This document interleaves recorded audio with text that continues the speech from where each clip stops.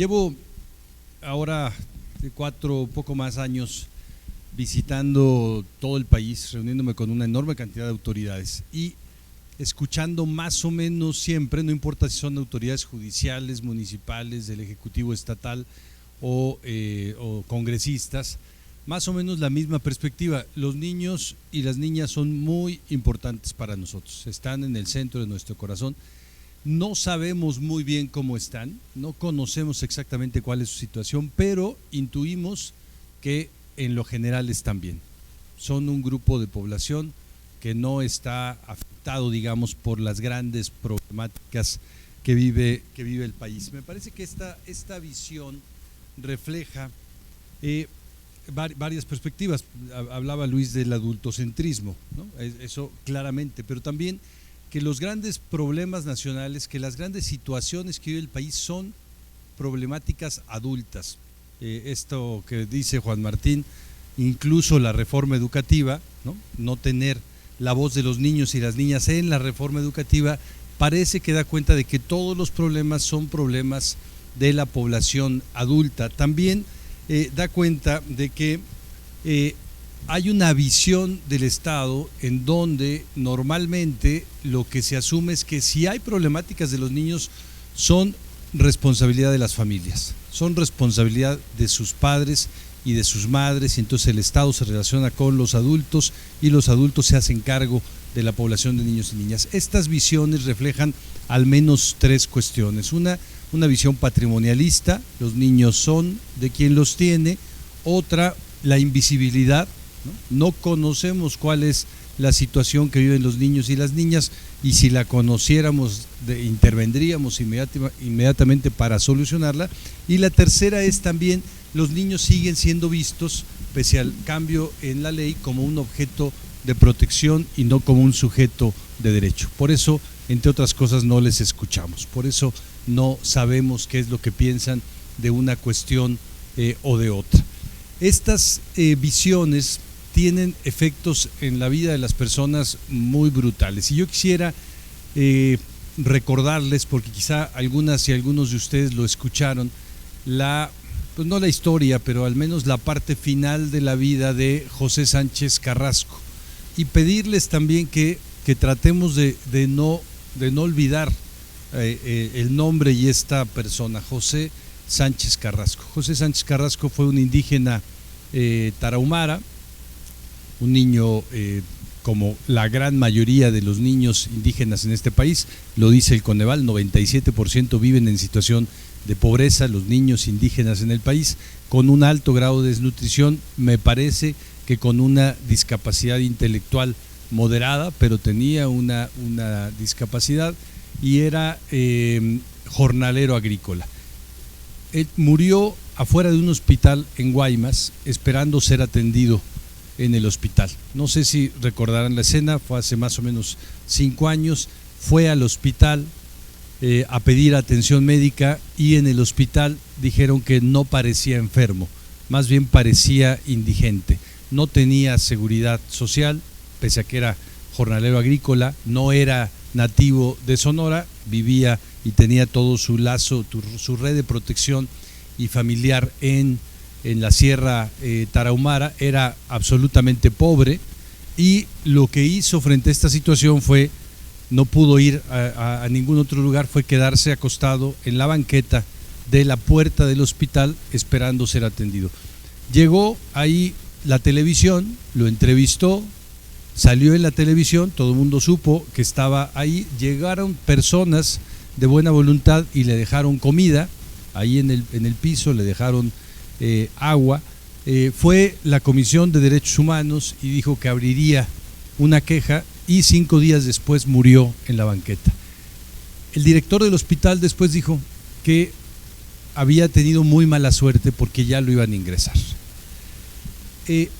Una persona que vivió una infancia como la de José Sánchez Carrasco llega a un final como el de José Sánchez Carrasco, que después, además, aunque la televisión lo entrevistó y le preguntó si tenía familia, y él tenía familia, y dijo cómo se llamaba su mamá y su hermana, finalmente nadie pudo, después de que él falleció, encontrar a su familia, fue hacia la fosa común y finalmente un grupo de personas decidieron pedir su cadáver y darle una sepultura, ¿no? Nunca localizaron a la familia ni nada. Pero esta historia, que es una historia realmente invisible, como la que viven miles de personas, sobre todo las personas indígenas en el país, tiene detrás una historia, una infancia precaria, una infancia pauperizada, una infancia sin la visión del Estado, ¿no? El Estado no intervino en la vida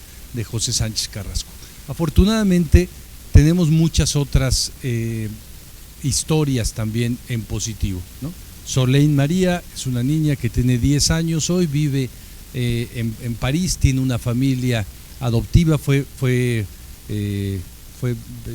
proceso de una adopción internacional en donde intervino el DIF nacional, intervino el DIF de Oaxaca en su momento, intervinieron personas, especialistas, organizaciones civiles, se dio un muy buen proceso y la adoptó una familia mexicana que vive en París, está en una situación estupenda, y creo que la diferencia entre la historia de José Sánchez Carrasco y la de Solein María es que claramente en la historia de José Sánchez Carrasco, ni siquiera enfermo en la puerta del hospital, se tomó en cuenta el principio pro persona establecido en el primero constitucional, ¿no? No era derechohabiente, ¿no? Aquí esta cuestión de las representaciones sociales, no era derechohabiente, no era, no fue visto ni como paciente, porque los doctores cuando lo entrevistaban, decían, es que no parece que esté enfermo, parece que es indigente, pero no parece que esté enfermo, parece que viene al hospital a tratar de quedarse a dormir dentro del hospital.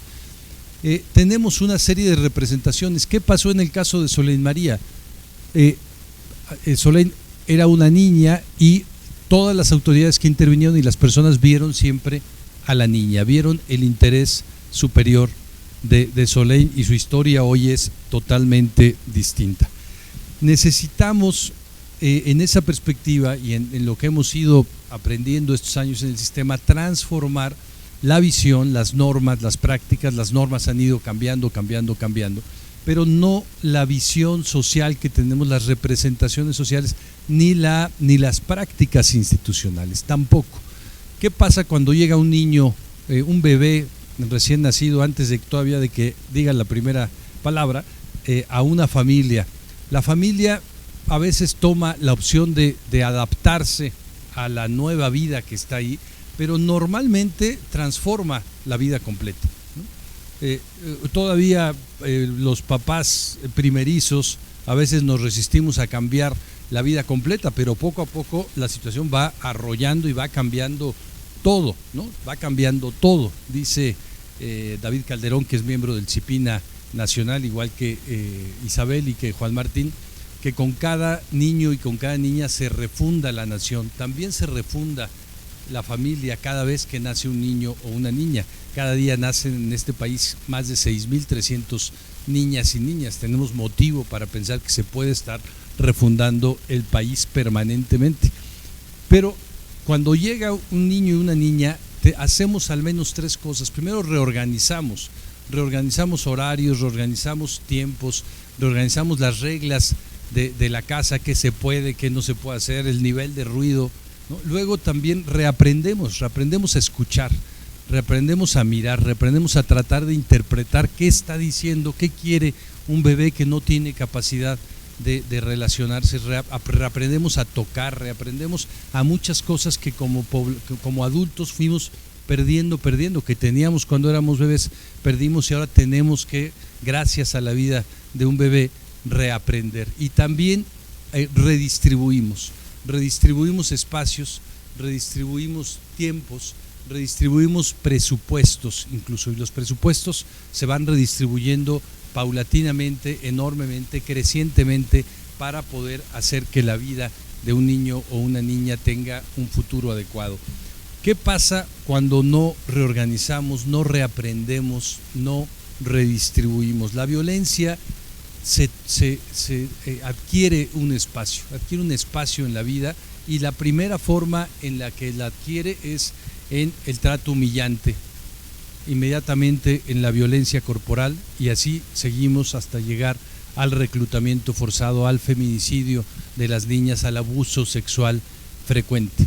Porque no lo hicimos, no lo hace una familia. Cuando no lo hace una familia eso sucede, pero cuando no lo hace un Estado pasa también eso, se le da un espacio a la posibilidad de que quienes son más frágiles, de que quienes tienen más debilidad sean las personas que viven con mayor fuerza la intensidad de la violencia. Hoy día son niños, niñas y adolescentes, pese a que no parecen ser las víctimas, son incluso en el discurso público, en el discurso de quienes estudian la violencia, lo hemos hecho dialogado con muchas organizaciones civiles también que trabajan sobre seguridad, sobre violencia, y el tema de niñez no está, ni en quienes estudian la violencia, son las víctimas invisibles. La única manera de que este proceso funcione bien, de que un proceso de vida, de supervivencia, desarrollo, participación, protección funcione bien, es que niños, niñas y adolescentes sean el centro, sean como en la experiencia de una familia, sean el centro de la vida de una familia. Y hoy no lo son, hoy son para la gran mayoría de las autoridades, cuando en una familia sí pueden serlo, cuando hay adecuados niveles de salud mental, también de posibilidades económicas, de intencionalidad, de voluntad, de amor de los padres y madres. Cuando hay eso funciona, pero en las instituciones públicas y en el sector privado también no funciona hoy así. Estas son las representaciones. Los niños son consumidores, los niños son víctimas o son victimarios, los niños son creyentes para las autoridades, son beneficiarios, derechohabientes, son patrimonio, etcétera. No son niños y niñas antes que otra cosa, son migrantes, son irregulares, etcétera.